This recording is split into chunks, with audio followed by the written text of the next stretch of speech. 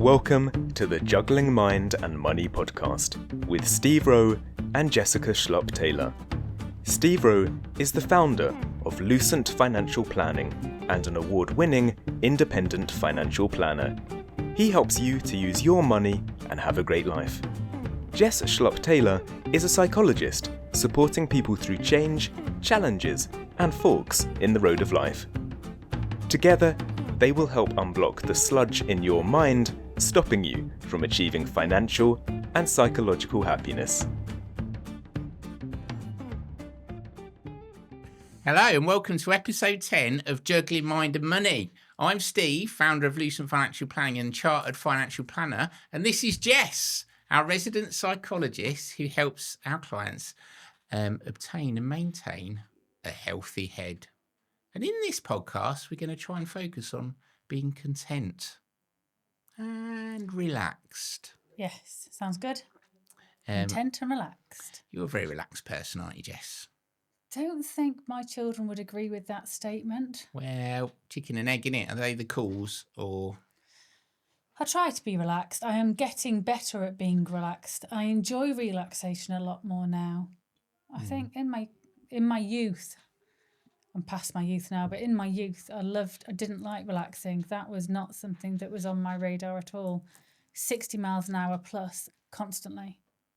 If I wasn't doing something, there was something wrong. Now I'm trying to embrace the benefits of relaxing, enjoying the journey, staying calm, being present.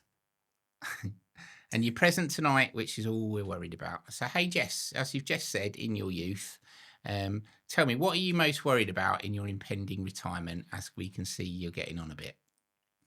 I would love my retirement to be impending, number one. It's not, sadly, around the corner. But I am getting on a bit. What do I worry about in retirement?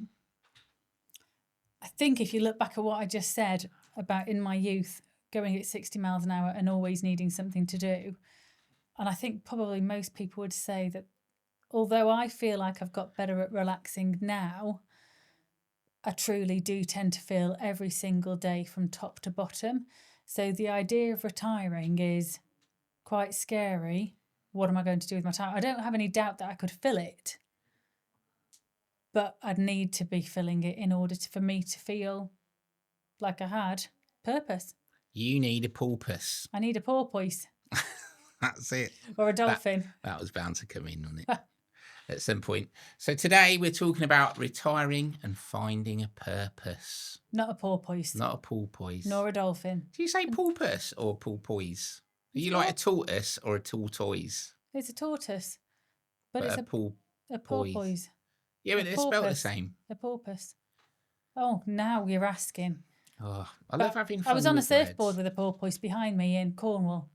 Once. It was really lovely surfing at October half term, quite a few years ago. And that's why you should listen to Jess, ladies and gentlemen, because not only can she lead us to happiness and contentment, she can also lead a pod of porpoises. And it is a pod, the plural. Porpoises. Porpoise sounds right then.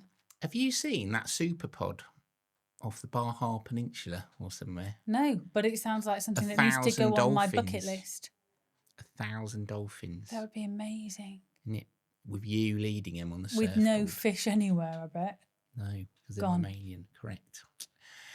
Anyway, right, let's back go to porpoise and purpose. to diagnose Steve. Diagnose Steve. There's obviously something wrong with him. Jess delves into what it could be. So, Jess, I retired a year ago and it was fun at first, just getting up and doing what I wanted. But now it seems like I'm living for the weekend more than I did when I was at work. Living for the weekend more than you did when you were at work? Yeah, because that's the only time I seem to enjoy as my friends aren't retired yet or they're busy in the week with their grandchildren. The week is endless. I wake up on a Monday morning and I'm listless. Sometimes it isn't so bad because I'm knackered from the weekend. But Tuesday mornings, especially in the winter, have been really hard. I've nothing to do and doing something makes me not want to do it as I don't get excited about it. I just feel like I did when I was at school and I was in the third week of the summer holidays.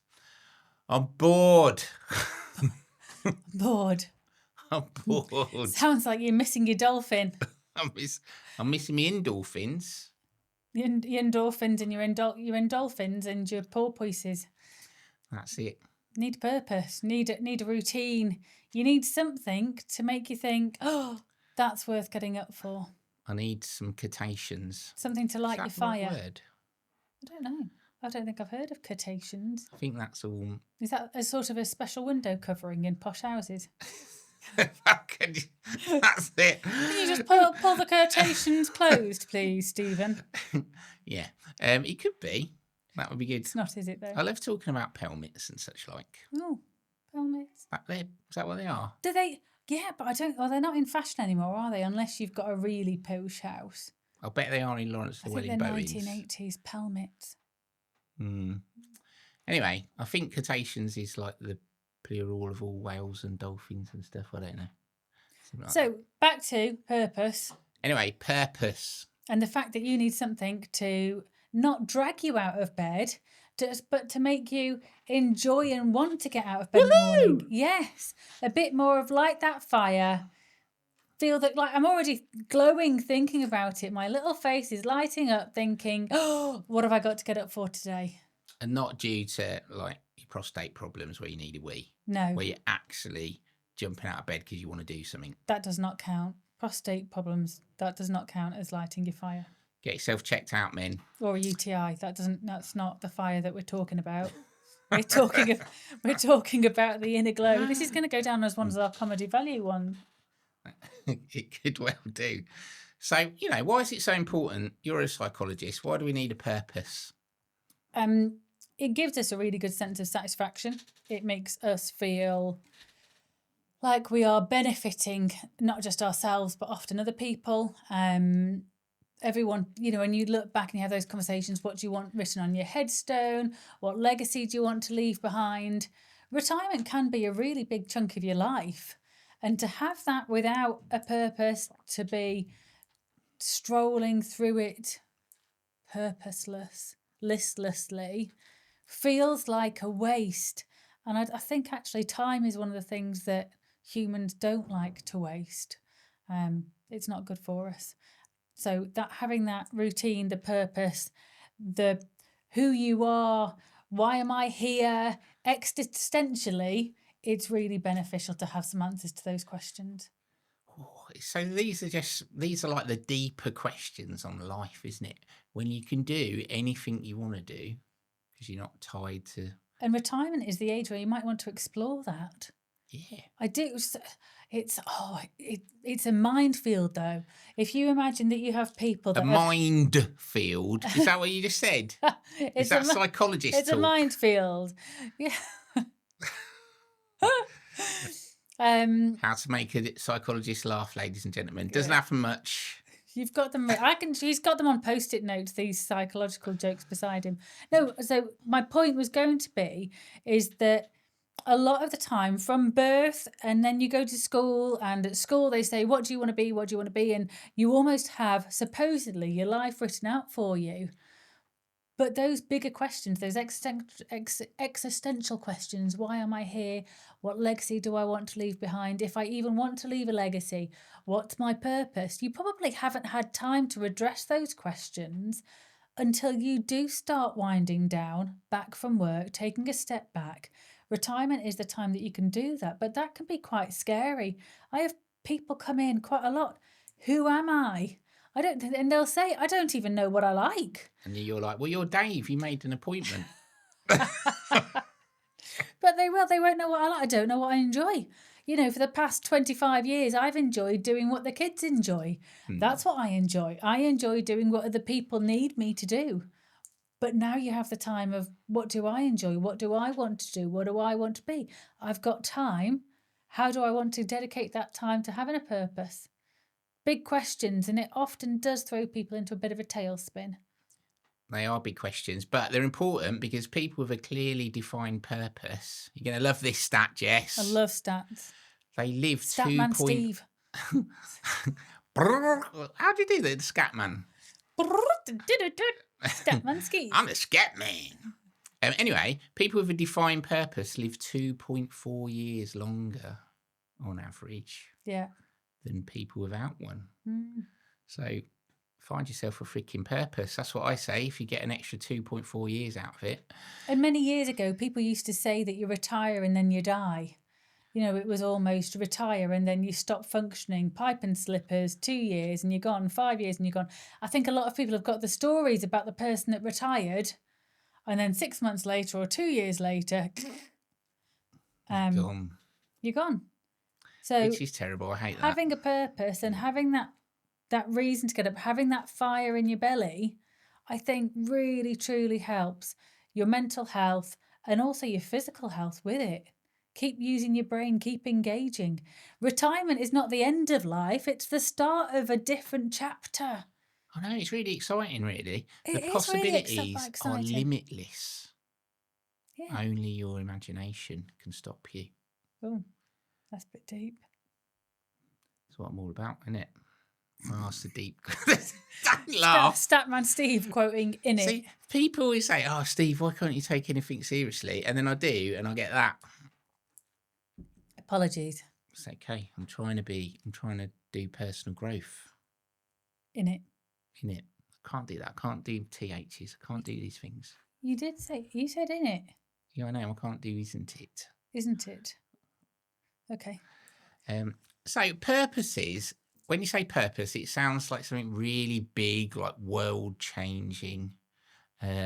Sounds like hard, right? But I don't think purposes have to be massive. I don't think they don't have to change the world. They only have to change your world. Well, the idea that every single person on this planet is going to be able to have a huge purpose or influence, and if you don't have a big purpose or influence, and social media is It's a lie. and the World Wide Web, you know, there's so much pressure on children growing up now to be the biggest, the best, the most influential, all those things. You don't have to be that. Actually, it could be, what does being a good person look like? What does influencing one person look like? Making a positive change for a few people, for one person, for a dog, for a cat, for whatever it is that floats your boat. Even for yourself. And it's okay to be selfish in retirement and say, what do I want in order to... Well, you should I do. was You've going to probably say spent pleasure your myself, whole but life. please myself. Jessica. But you're prudish, so I can't say that. Right, off air, we were discussing how I'm a prude. True. And then you do that sort of thing. But it doesn't have to be a big embarrass thing. me. You're right. Not everyone can be Greta Thunberg or David Attenborough. Great people. Hmm. I'd like to be like them, but I haven't got the perseverance. Perseverance. Well, yeah, they've stuck at it, haven't they? Yeah. Attenborough's 90 odd, and he likes animals. You see, he's still working, but so on the last episode, just in case you haven't listened to the last episode, we discussed thrive and surviving at work. David Attenborough is somebody that thrives at work. Why would you stop? That's his purpose. That's what he loves. That's what fills up his fire, and doesn't just fill up his fire, but obviously influences a lot of others. Whereas there are people that are surviving at work and then retire, and this is their opportunity to find something to make them thrive. That's true. So purposes don't have to be massive. Nope. They can be small. A few years ago, I went out with my friend. We was in London. Yeah. And we could have just gone to the pub. Now, we did go to the pub. We went to several. But we decided to only go to pubs that were over 250 years old.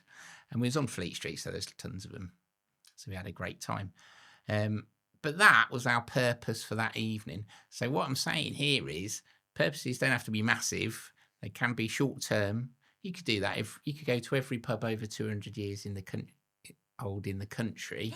There was the woman that went to every National Trust and ate a scone and tested them and then ranked the National Trust based on their tea and scones. Brilliant. That was her purpose. She would have to do that on different days in She case you actually get wrote, a different. She wrote a book on it.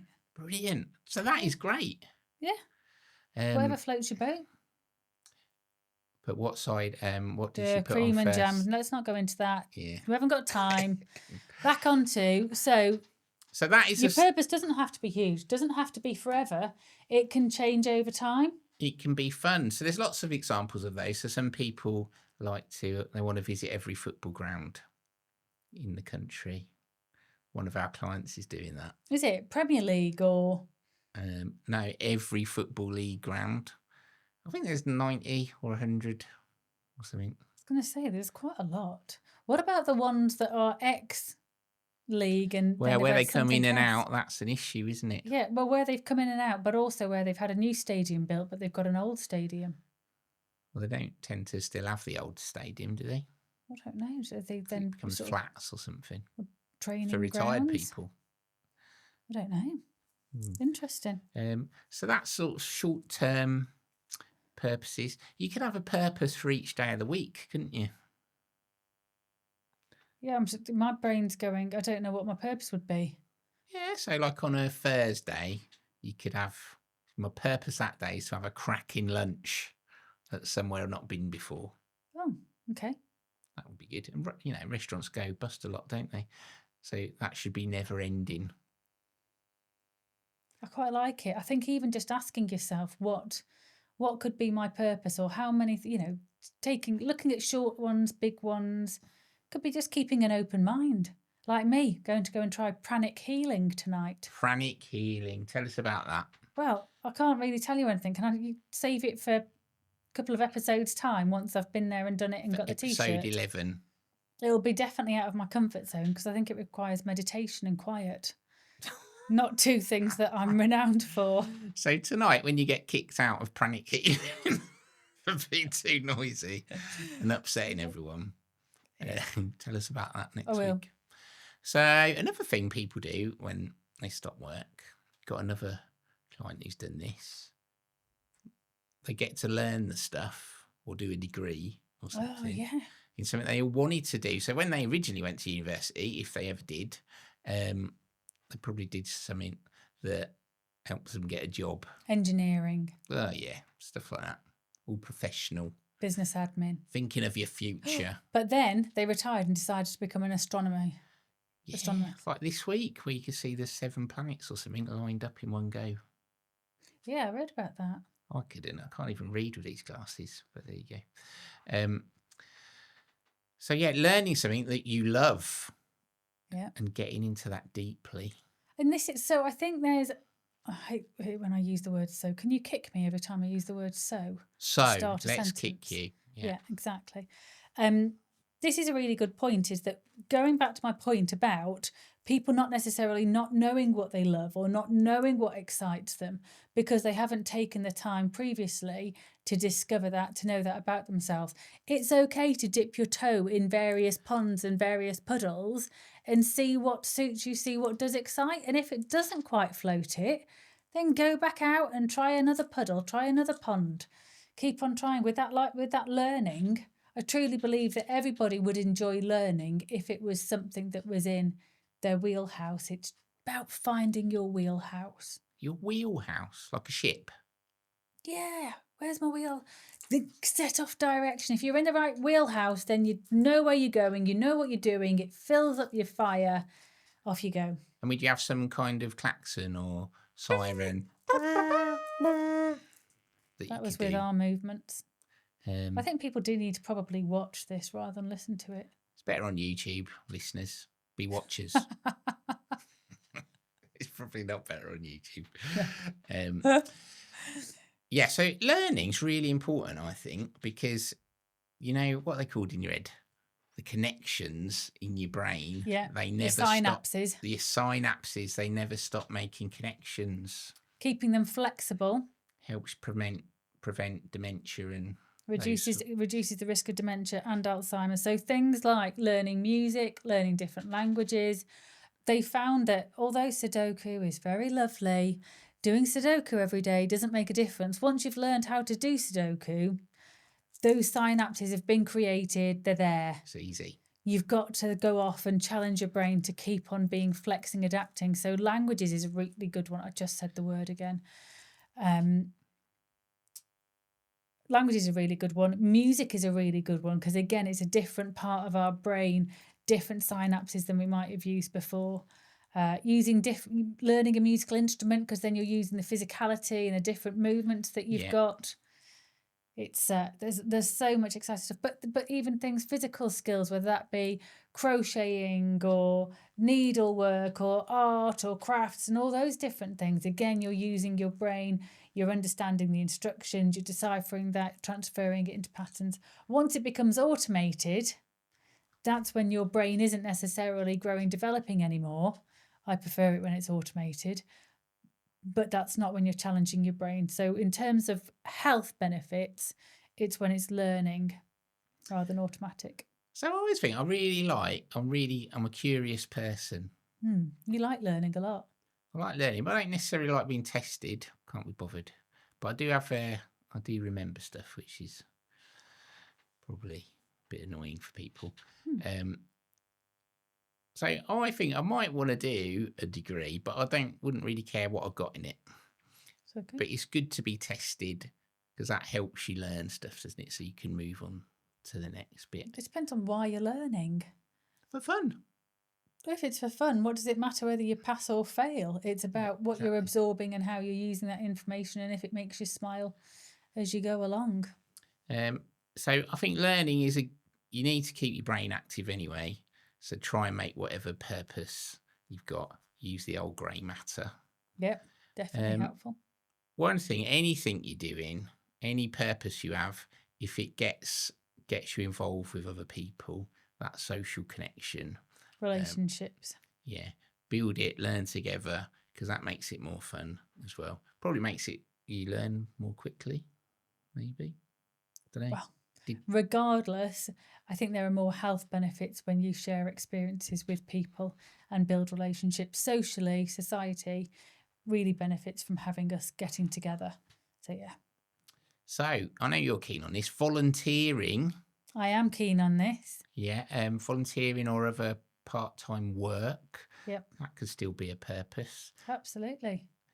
What do you feel about volunteering? Why do you think that's beneficial to people? It's proven beneficial because giving back actually benefits people a huge amount. Being able to help others has been proven to help our own mental health. Even when you are in a really dark place, I know sometimes people say, oh, they're not in a good place, I don't really want to bother them with my problems. But actually, them being able to take that time out to help somebody really benefits them. It gives them a sense of purpose when they're feeling perhaps helpless or like all the control or power has been taken away. By being able to go and help somebody else, whether that be in a soup kitchen, whether that be walking the rescue dogs, whether that be showing people around the National Trust or gardening the National Trust or preserving something or working at the Air Museum.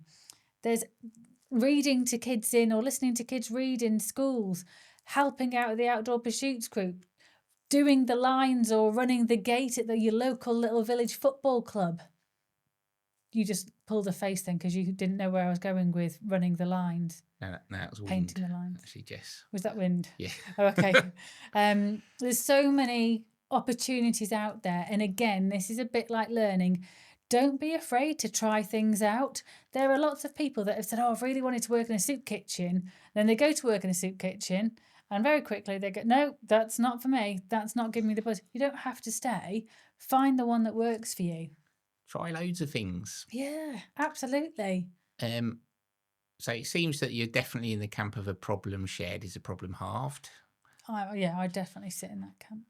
And not a problem shared is a problem two people have to deal with. Sorry, that's bad. No, but that's you, but that's good because that gave me a job because you said, yeah, not my problem, go and see Jess. Some of our best retirees, actually, Andy, this is for you. So when he retired, he went to a different club every day, every weekday, to find what he liked. So every morning or something, he had a club to go to, different activity. Can't remember what they were. I know one of them was archery because that's what he got really into. Oh. And now he trains other people. He trains Robin Hood. So last year, we were invited, the Outdoor Pursuits group that I volunteer at, even though I've not retired, got invited down to the Knoll and Dorridge bowling. The one... Bowls where you don't bowl in a straight on the Crown line. Green bowls. Is that where you can start anywhere basically on the pitch and you all... By the railway? Yes. Pub, yeah. By the railway pub. And that was great because there was a load of retired people that came down, gave up their time to basically show all these under 16-year-old lads how to crown green bowls. And they developed this whole evening of activities, which was brilliant. The kids loved it. They were all chanting these retirees' names. I can't remember I think her name was Sue. And you've got all these 10 and 11-year-old kids going, Susan, Susan, Susan. And it was brilliant because it was a sport that you wouldn't think would be necessarily these lads' cups of tea, but they had a great time, really added value to the retirees. But the retirees added so much value, gave these lads such a good opportunity, and me, obviously, because I hadn't even discovered the sport till that point. That's cracking. Yeah, a few of our clients do bowls as well. It's a big drinking culture in that, you know. Oh, yeah, I can see why that might be tempting. Interestingly, now this was over 20 years ago, but when my dad retired, because we lived near that bowls club, he joined. I think he got kicked out after a month. There was a big fallout anyway, and he left. He created drama. Yeah. Perhaps that was his purpose. I'm going to join the bowls club, the bowls club, to get kicked out and create drama. And then he went back to work because it'll be the gossip. But that was his sort of dream for a bit. So yeah, volunteering, other forms of work, paid or otherwise. That's a great thing to continue. So you can mentor people, couldn't you, if you're really successful? Well, we have a lot of people, don't we, that have done quite a lot of the Prince's Trust and done some volunteering there, and that's being mentors. But it doesn't have to be formal. It can be informal. Yeah. People have got a lot of experience, a lot of knowledge, taking people under your wing and adding value to someone's life and passing that knowledge and experience on. Huge benefit in that. That's kind of how we've got here, isn't it? Over millions of years. Yeah. Through passing stuff on. Like elephants, passing it down. Yeah. And orca whales. And orcas, yeah. Back to the cetaceans. So, mentoring someone, a grandchild, someone from work, a younger person, a dog. Mentoring's good. Mentoring a dog. Yeah, it was training, and it's all the same thing. It's not, but I'll let you get away with that one. Okay. Can we touch on, you've got it written there. We haven't got anything written there, ladies and gentlemen. This is all from our head, and it's instant. The our work. expertise. I want to cover off the work because you have touched upon it. And some people would say, I've retired. Work isn't part of retirement. And when you come to couples, often you have one person that thinks retiring is not about working. But going back to the episode that we've recorded previously, it's already come out. To me, retirement is freedom of choice. And it's choosing what you do, what makes you thrive. So for couples, do you tend to find that some people think that retirement means you're not working and so you don't need to do paid? But sometimes it's because like work, the definition of it seems to invoke that you're going to get paid, doesn't it? Or that it's a chore, but it doesn't have to be. Work is something, if you enjoy it, do it. I know, because there's some people that say, oh, on your deathbed, you'll never think, oh, I wish I did that extra bit of work, or I wish I stayed that extra day. Whereas somebody like David Attenborough, who thrives with work, I think he probably would be lying there and thinking, oh, there's still so much that I want to do. But he is kind of like a mentor to all of us, isn't he, really? Yes. Via the TV. But he's still working, but is thoroughly thriving on it, loving it, and it is a big purpose. And I think working can be such a huge benefit for the right people, as long as it's beneficial to you and you're using it in the right way. Exactly.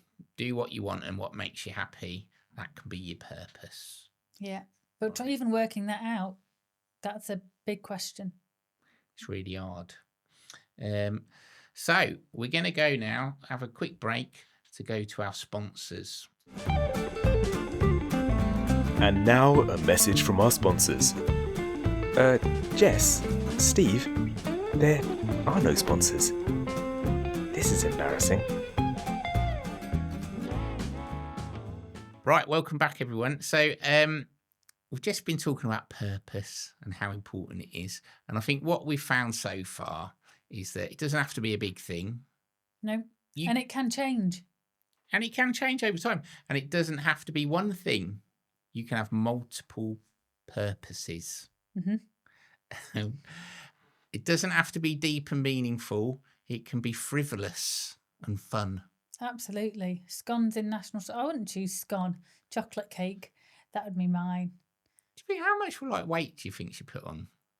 Because they're quite heavy, aren't But if they? she'd have gone to National Trust and done a good walk at every National Trust, she'd have been all right. How long did she do it in?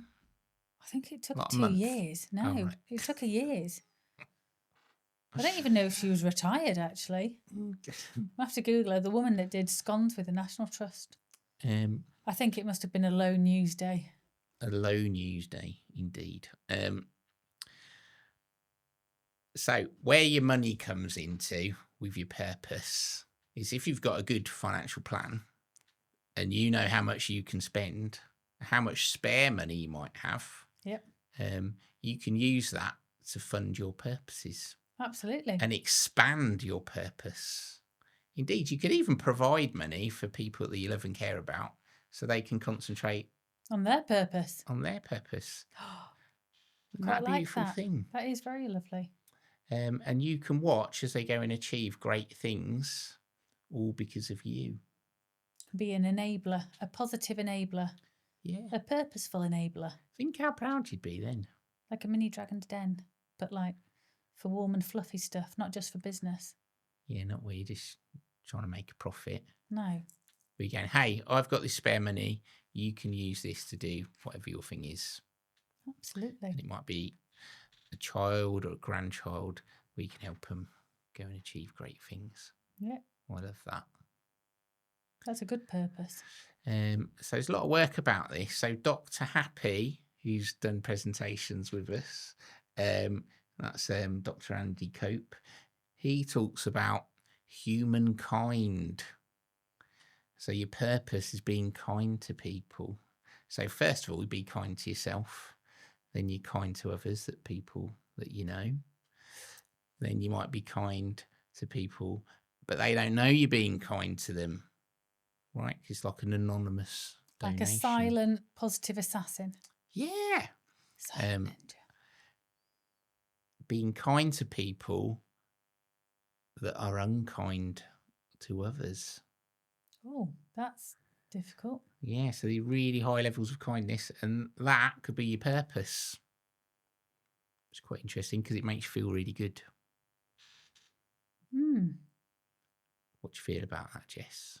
Being kind to the unkind. That's hard, isn't it? I think you're doing all right if you tolerate the unkindness and don't necessarily react. And not let it bother you. Yes. But no, I think there's definitely something to be said for being kind. And actually, if your purpose was to make a positive difference to somebody every day, again, that doesn't have to be huge. That could be so much as, standing in the queue for the bus and smiling. And sometimes that can be enough, or paying somebody a compliment. I know that I got somebody a car park ticket once. It's free car. One. Well, not a parking ticket, but a car park ticket. But it was a free machine. But I saw he had a dog with him, and I thought, oh, that's going to be difficult for him to get in and out of his van and the small space and everything else. So I got him his ticket and brought it over and gave it to him. I think I already liked him even because he had a staffy, and who doesn't love a staffy? Me. So I gave him the ticket and I just said, oh, it's just free, but I just thought I'd save you a journey to the ticket machine. And yeah, great, thanks, love, whatever. Off he went. And when I went back after probably 10, 15 minutes to find a little bunch of daffodils on my car. Ah. How lovely. Like, that changed my day. Just that bit of, I was kind, only a little bit. I was just thoughtful. And he was super kind. I love daffodils. They are my top 2 favourite flowers. What's the top one, if that's the... Well, it's kind of joint. The giant daisies and daffodils. The giant daisies? The big daisies. Yeah. They're nice. They are nice. They're really very in happy your face flowers. Happy. Yeah, they are happy flowers. So little acts of kindness like that, they spread. Yeah, I think it's quite tempting as you mature. Our unconscious bias kicks in and we can look for a lot of the negatives really easily. One of the purposes that I think people really need to focus on is focusing on the good stuff, the stuff that is positive, the the small things, the birds singing, the sun shining, the fact that you can afford a dishwasher or whatever it is, but it's very tempting to get dragged down into everything that's going wrong when you have time on your hands. But mentally, a really good mental game is to play is looking for all those small bits and then looking for all those opportunities to be able to pass that feel-good feeling on. That is true. So, Jess, we're now going to That's very serious. psychology. Okay, yeah, with you. And now for Sockology, where Jess and Steve review types of sock and how your socks affect your mood. So, psychology, this is the bit where we look at our socks because how they make you feel. Jess is looking very nervous at the moment because I've just explained I've done a lot of walking today and I'm about to show her my socks. Huh? Look at that. Christmas present socks. Exactly. Oh, should we go for birthday present socks? No, it's Christmas present. They're red socks with presents on, but it's March. It is March, so why are you bringing out Christmas socks in March? Why not? The gift of gifts. The gift of gifts? They generally, when I put them on, they make me feel a bit chipper. Well, that's all you need. It's like I'm going to get a present. All the excuse you need. Yeah, and I do skip a bit in them. So I just said the word again. I got sent a photo. I need to send these photos so that we can pop them onto some platform. Right. Of people that had knitted socks for people, knitted woolen socks for people, and apparently these woolen socks are amazing. Apart from being super comfortable, really good in terms of like keeping the foot warm but also cool. And then I also got sent socks, yoga socks. There are socks for every purpose. But these were people that are retired, all having really cool yoga socks. No way, I thought that yoga was barefoot. Well, I don't know. I always thought it was barefoot, but there's such thing as yoga socks now. But so, I think they'd also crocheted or made some of their socks. That is brilliant. Which actually comes to purpose. What's purpose? Not just doing yoga, but you make your own socks for yoga.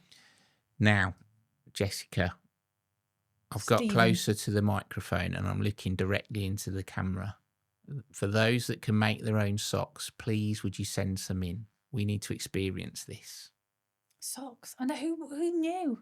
I didn't know. I'm not wearing socks today. I'm wearing big, clumpy boots. So, for retirement, you need a purpose. And for every purpose you may have, there's a sock to go with it. Yes. Well, apparently so. There's socks for everything.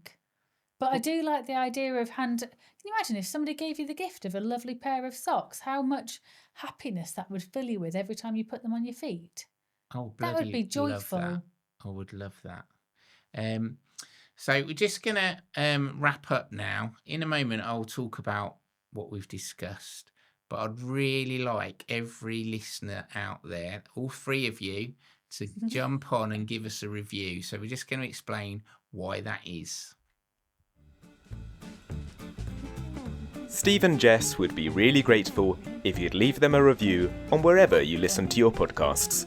If they run a star system, please give Juggling Mind and Money more stars than the Milky Way.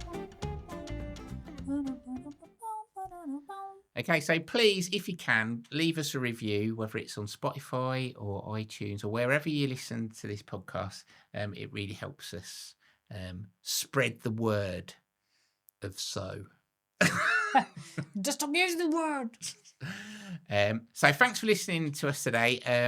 It'd be great to hear your thoughts for all the retired listeners out there. What has been your purpose in retirement? Did you have it before you retired, or did it come to you a year, 2 or 3 years into retirement? What is it? How it's helped you live a great life of contentment? Yay! How it gets you to jump out of bed in the morning. Woohoo! Woohoo! Now, next time we will talk about replacing the social side of work when you retire. And it's not as easy as you think. Ooh. So look forward to seeing you then. Well, I never see you, do I? Really? We don't see them. Not unless they send us their photos. Please send photos in. That would be great to see. Yeah, I am appreciating the sock photos that we keep getting. They are funny, aren't they? we'll have to start ranking those. I think we need to find a platform to put them on. Not in terms of how rank they might smell, but in how good they look. And how good they make them feel. Yeah. I did like the dark side ones last time. The Okay, dark side. let's sign off. Okay. Till next week. Goodbye. Goodbye.